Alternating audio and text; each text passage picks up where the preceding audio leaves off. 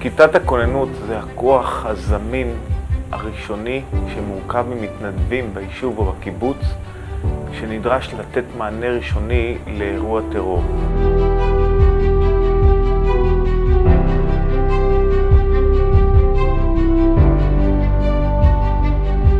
עמותת מגן יהודה בנתה תוכנית שנתית שמתרגלת את כיתת הכוננות באירועים שונים ובתרחישים משתנים, כדי לתת לה יכולות יותר טובות להתמודד נכון עם כל תרחיש שיבוא.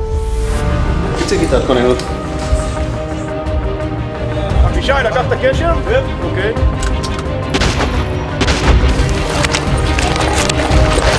אורי, אמצעים ששניים נפלו שם! כן, כן.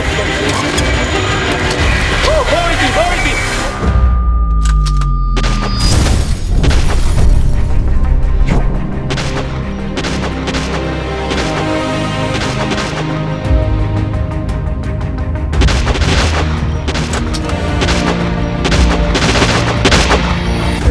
תפתחו את הסביבה. בתרגיל נשמע ירי מגן שיר.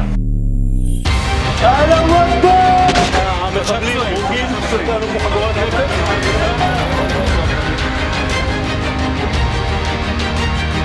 כמה אתה רואה? אחד? דני רואה אותו, דני! בסדר? חבר נפל. מה עם הפצוע? יש פה חובש?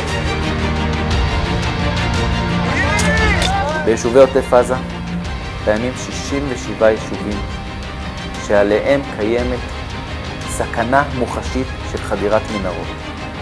עד להגעת כוחות הצבא זה פרק זמן של 15 דקות, אולי 20 דקות, זמן של נצח במושגים של ביטחון. חשוב לנו להגיע לכמה שיותר יישובים ולהגביר את כמות האימונים שניתנים לאותם יישובים, כי איננו יודעים מתי ניבחן, והמשמעות היא הצלת חיים.